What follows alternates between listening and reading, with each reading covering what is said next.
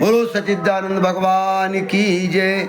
महाराज आज का वीडियो थोड़ा विलम्ब से बना, उसका कारण महाराज ये रहा कि कुछ ईश्वर की प्रेरणा, ईश्वर की कृपा से, कुछ हमारे पूर्वजों के आशीर्वाद से और आप सभी शुभ चिंतकों की शुभकामनाओं से कुछ ऐसा कार्यक्रम बना, एक लघु छोटी सी धार्मिक यात्रा का कार्यक्रम बन गया था महाराज। हम 5 दंपत्ति थे हमारे मित्र बंधु सहित।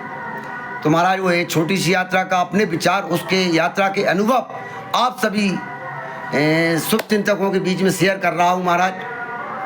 तो उसमें ये अनुभव है मेरा महाराज कि जो यात्रा हमने प्रारंभ की, जैसे उदाहरण के लिए बच्चे का, मानव का जब जन्म होता है तो माँ की कोख से जन्म होता है, तो सबसे पहले बच्चा माँ की गोद में ही रहता है।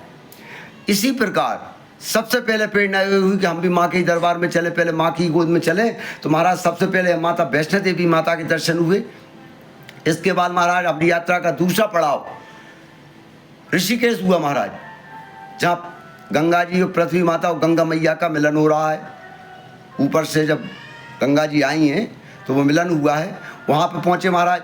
तो वो पड़ाव ऐसा मान लें कि बच्चे के जन्म के बाद जो पवित्रता होती है वो वहाँ आई महाराज। दूसरा पड़ाव है महाराज हमारा हरिद्वार, हरि के द्वार। और महाराज वहाँ मैंने अनुभव किया है कि अगर भारत की राजधानी दिल्ली है, सभी देशों की राजधानियाँ हैं, और भारत की राजधानी अगर दिल्ली है तो सही मेरे विचार ये हैं कि धार्मिक स्तर पे अगर देखा जाए तो महाराज आश्रमों की और मठों की राजधानी हरिद्वार है महाराज, और मंदिरों की राजधानी वृंदावन है महाराज।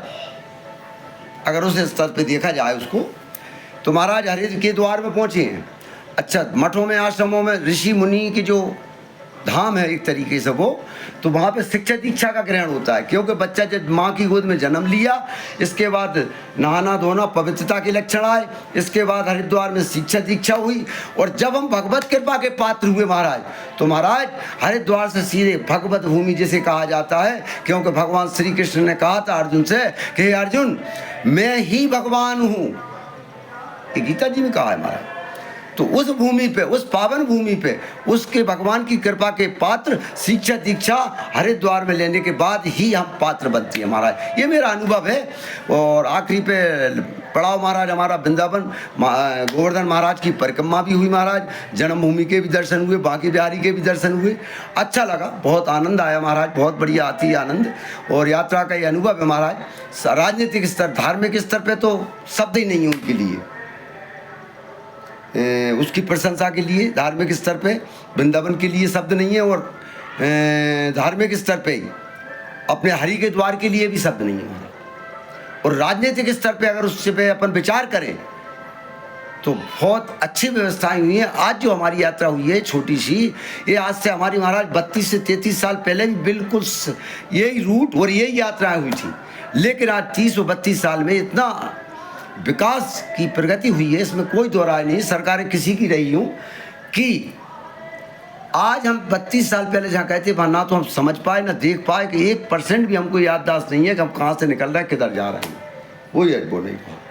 तो विकास तो हुआ है और व्यवस्थाएं भी अच्छी हुई है, इसमें कोई दो राय नहीं है। लेकिन व्यवस्थाएं इससे अच्छी भी हो सकती हैं, चाहे वो किसी स्तर की हो, चाहे वो यात्रा का ट्रेनों की व्यवस्था हो, पानी पीने की व्यवस्थाएं हों, चलने की व्यवस्थाएं हों, और भी खान पीन की व्यवस्थाएं हों, वहाँ कुछ ऐसी व्यवस्थाएं बहुत अच्छी हैं। सभी व्यवस्थाएं कह रहा हूँ बहुत बढ़िया हैं, लेकिन इनसे अच्छी भी और व्यवस्थाएं हो सकती हैं, यही मेरा अनुभव है। इसी के प्रसंग के साथ आज महाराज सभी सज्जनों से मेरा जय जय सीताराम। आप सब, हमारी भी यात्रा मंगलमय हुई, आप सभी शुभ चिंतकों के द्वारा ही मंगलमय हुई है महाराज, हमने नहीं करी। आप सभी हमारे जो शुभ चिंतक हैं वो भगवान की कृपा से जो यात्रा सफल हुई है, उसमें यही कामना है महाराज कि हमारी सर्वे भवन्तु सुखंती, हमारे सब समाज सुखी रहे, आनंद में रहे, सभी आनंद में रहे, सुख में रहे महाराज, किसी पे कोई कष्ट ना आए, सब पे भगवान कृपा करें। इसी प्रसंग के साथ जय जय श्री सीताराम, जय सच्चिदानंद भगवान की जय।